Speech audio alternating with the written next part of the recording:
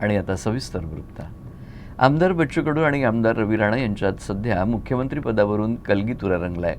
बच्चू कडू यांनी काही दिवसांपूर्वी एकनाथ शिंदेंना मुख्यमंत्री केल्याशिवाय स्वस्थ बसणार नाही असं वक्तव्य केलं होतं। यातच आता आमदार रवी राणा यांनी बच्चू कडूंवर थेट निशाणा साधत देवेंद्र फडणवीस हेच महाराष्ट्राचे मुख्यमंत्री राहतील असं ठणकावून सांगितलं आहे। आमदार रवी राणा यांनी पत्रकारांशी संवाद साधताना बच्चू कडूंवर निशाणा साधला।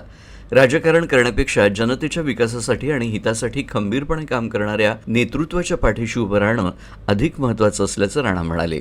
राज्याच्या विकासासाठी स्थिर नेतृत्वाची गरज असून देवेंद्र फडणवीस हेच महाराष्ट्राचे मुख्यमंत्री राहतील आणि राज्याला विकासाच्या नव्या उंचीवर घेऊन जातील असा ठाम दावा त्यांनी केला। याशिवाय भाजप मोठा भाऊ असून युवा स्वाभिमान पक्ष नेहमीच छोटा भाऊ म्हणून भाजपसोबत खंबीरपणे काम करेल असं त्यांनी स्पष्ट केलं।